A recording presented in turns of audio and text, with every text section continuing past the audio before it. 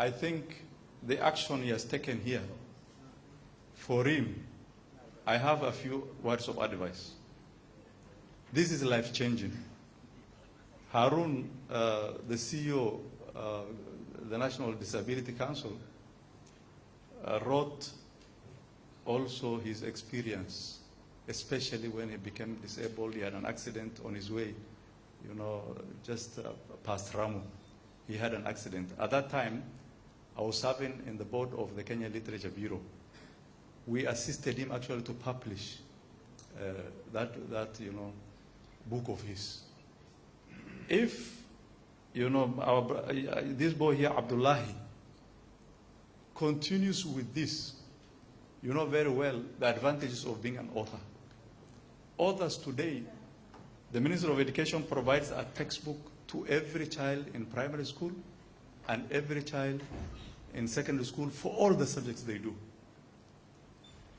And the people who are authoring those books, now they've even changed their addresses.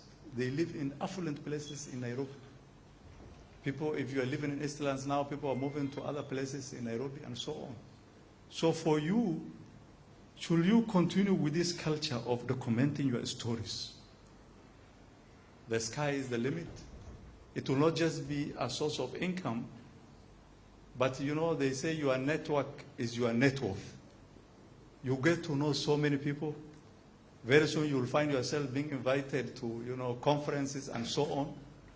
Last month, for example, we had our members of parliament had a meeting in Mombasa, the Northeastern members of parliament. And then they invited so many resource people to speak to them. Somebody from the livestock industry, another one security, and then I was representing the education sector. I was giving them a status report on the education sector. But one of the people they invited in the place, in that forum, was Nurdin Farah. Do you know all Nurdin Farah? Do you know him? Nurdin Farah, the famous Nurdin Farah, and actually he was mainly the only Somali author that time.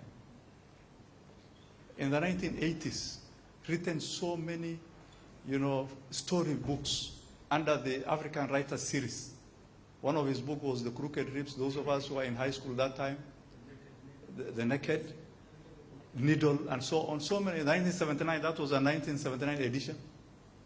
So, and that is it. Nurdin shared his experience with the members of parliament. And therefore, it is high time, as a Somali community, from Mandera, Wajir, Garissa, this region, we need to write. By writing, we'll also be passing the history of the community, the traditions and so on to the young ones. We'll be leaving, documents behind. You can imagine, many of us, including myself, will buy this book today. And Abdullahi will be somewhere, but we'll be reading about Abdullahi and what he has wrote. So in other words, when you write, you even influence people without you knowing how they think and so on. And you will be motivating the young ones. So it's high time we document this. You remember those days in the 80s, in high school. Even now we still have them. High school, we have the set books. And it's good to see teachers.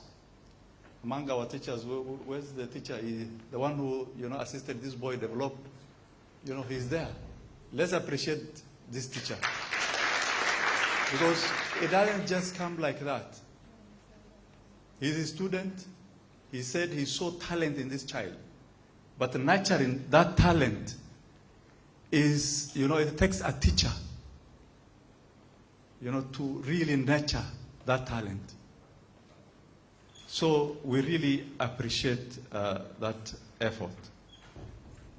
So the other thing I wanted to say before I conclude is that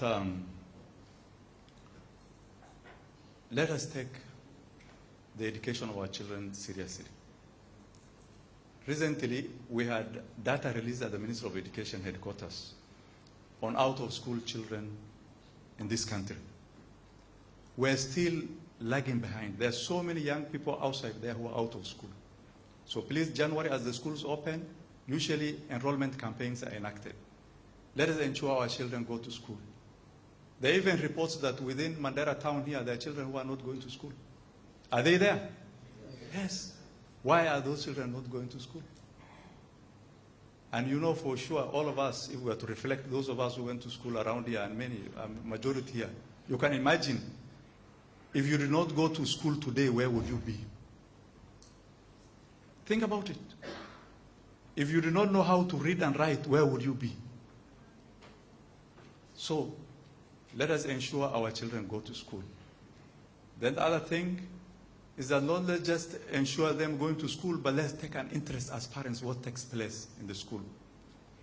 Let us follow our young ones in terms of their academic progress. Thank you very much. Asanteni sana. Thank you.